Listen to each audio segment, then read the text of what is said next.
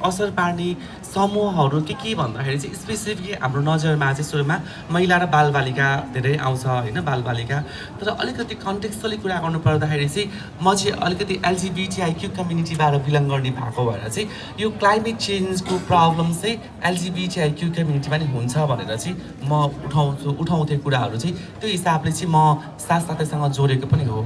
तर हामीले सोच्दाखेरि चाहिँ तर क्लाइमेट चेन्जको इस्युजले चाहिँ नट ओन्ली वुमेन गर्ल्स तपाईँको एलजिबिटिआइक्यू कम्युनिटी ओभरअल सबैलाई नै यो क्लाइमेट चेन्जको असर परिरहेको हुन्छ होइन।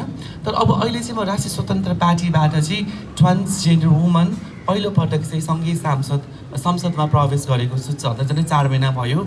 तपाईँको हाम्रो राष्ट्रिय स्वतन्त्र पार्टीको पनि वाचापत्रमा हेर्नुहुन्छ भने क्लाइमेट चेन्जको लागि पनि हामीले धेरै काम गर्नुपर्छ भन्ने खालको कुराहरू छ र त्यो वाचापत्र अनुसार चाहिँ हामीले काम गरिरहेछौँ।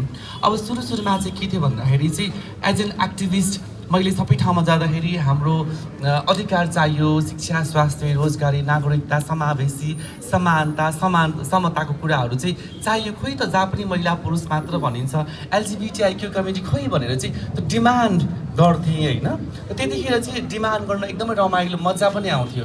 अब त डिमान्ड पुरा गर्ने ठाउँमा आफै पुग्दाखेरि चाहिँ अलिकति धेरै सोच्नुपर्ने, धेरै अध्ययन गर्नुपर्ने, अनि तपाईँको केही कुराहरू बोल्नु पर्दाखेरि चाहिँ त्यहाँ विचार पुर्याउनु पर्ने, अब इस्युज वाइज जानुपर्ने भन्ने कुराहरू चाहिँ अहिले आएर चाहिँ मलाई फिल हुन्छ। सो अब हाम्रो भूमिका भनेको चाहिँ अहिले सदनमा चाहिँ एज एन तपाईँको के भन्छ हामीले चाहिँ यो वुमेन गर्ल्सको कुराहरू, एलजिबिटिआईको कुराहरू, नीतिको कुराहरू, कानुनको कुराहरू चाहिँ बनाउनको लागि चाहिँ हामीले ठुलो भूमिका खेलिरहेछौँ। तर त्यो कस्तो खालको नीति कानुन भन्दाखेरि चाहिँ क्लाइमेट चेन्जसँग पनि हाम्रो एउटा कुरा जोडिएको छ, एउटा हिस्सा पार्टहरू जोडिएको छ होइन। त्यसको लागि पनि हामीले स्पेसिफिक पोलिसी बनाउनु पर्ने पनि हुनसक्छ, कानुनलाई परिमार्जन गर्नुपर्ने हुनसक्छ। त्यसको भूमिका चाहिँ अहिले म त्यहाँ छु।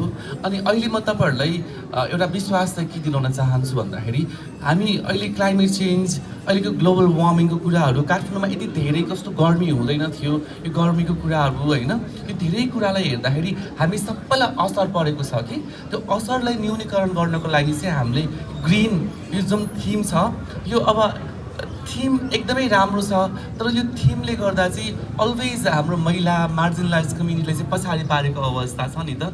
त्यो थिम अनुसार हाम्रो काम अनुसार चाहिँ हामी हाम्रो देश, हाम्रो राष्ट्रलाई, हाम्रो इच एन्ड एभ्री सेक्टरलाई चाहिँ हामी यो सोच, फेरि ग्रिन भन्ने बित्तिकै तपाईँको अहिले यहाँ एउटा रुख रोपेर भोलि नै ग्रिनरी भयो भन्ने होइन। त्यो ग्रिनरी भनेको तपाईँको सोच हो, तपाईँको विचार हो, तपाईँको कन्टेक्स्ट हो, तपाईँको माइन्ड सेट हो। त्यसलाई परिवर्तन गऱ्यौँ भने चाहिँ हामीले हाम्रो आफ्नो यो तपाईँको क्लाइमेटको कुराहरूमा चाहिँ अझ धेरै हामीले काम गर्न सक्छौँ। त्यो सोचहरू बदल्नुपर्छ भन्ने चाहिँ मलाई लाग्छ। र मलाई 2 मिनट्स भन्नुभएको थियो, तर हिजो आज चाहिँ